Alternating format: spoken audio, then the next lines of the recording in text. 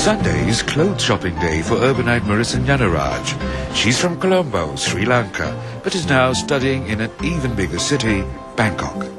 Her favourite shopping haunt is trendy Siam Square. You get a wide selection and it's very contemporary. It's for young people, so there are a lot of t-shirts and things like that I like. So nice, and sometimes there are nice bargains as well. Other hotspots for bargain hunters include Platinum Mall and the famous Chatuchak Market, where clothes are cheap and plentiful.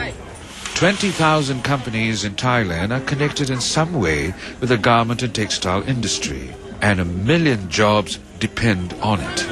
Medium and small, 170. From a young age, we learn to buy the latest designs. But what is the environmental cost of what's been dubbed fast fashion? Take the humble t-shirt that Marissa's checking out.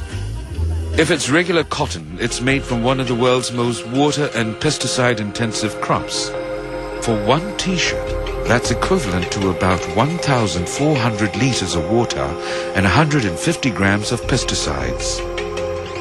If it's synthetic like polyester, it's made from petroleum in an energy-intensive process. Dyeing and bleaching, which often send toxic chemicals into waterways and the soil, are also part of the clothes-making process. After it's bought, the average t-shirt is washed, dried and ironed dozens of times. The total carbon footprint for one t-shirt is estimated at 7 kilograms of carbon dioxide, or 28 times its weight. And when we're bored with it, we often throw it away. Clothes now account for up to 5% of landfills worldwide. And synthetic clothes are not biodegradable. So from pre-consumer to post-consumer, the life cycle of clothing takes its toll on Gaia. In another room, visitors to the Institute can get a glimpse into the future. These are fabrics that blend cotton and silk with agricultural waste like banana leaves. They also use natural dyes like indigo, betel nuts and tea. This is a collaboration between the Institute and local manufacturers.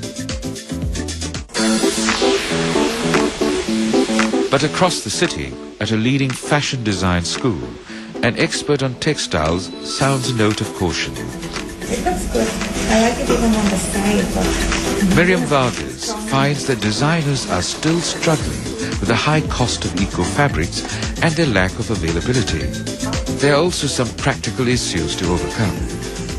Let's take organic cotton, for example. It doesn't hold color readily. The color tends to bleed. The fabrics come in very coarse textures. And you can't do the kind of things that you can do to other cotton fabrics. In a module on sustainable design, the students learn how their work as future fashion designers can impact the environment. They're studying the whole process, right through to retailing. Besides using digital rather than screen printing to reduce the need for dye and water, the students are also taught about using polyester from recycled plastic, and they're encouraged to recycle clothes. These are examples of made-over garments. They're designs from existing clothes that have been given a new look. And this way the students can be happy with what they've come up as, creating something new instead of old clothes being thrown away and then adding to landfill. One of Miriam's students is Marissa Nyanaraj, whom we met earlier at Siam Square. She's learning that sustainability has many dimensions. It can start from your fabric choice to from where you get it. Whether you get it locally, source it locally, or if you source it from, say, Paris. Then comes a thing like fuel to transport it. Okay, that is not very sustainable if you look at it that way. Or maybe if you source it locally, there is people producing it locally, which makes it, you're helping the community. It becomes that much more. So everything is interconnected. Our urbanite and fashion design student, Marissa, is one of many people trying to figure out how to balance modern life with a responsible approach that doesn't hurt nature. All you can do is make your personal change and hope everybody else will follow. you do your part, and somewhere down the line something's going to work out.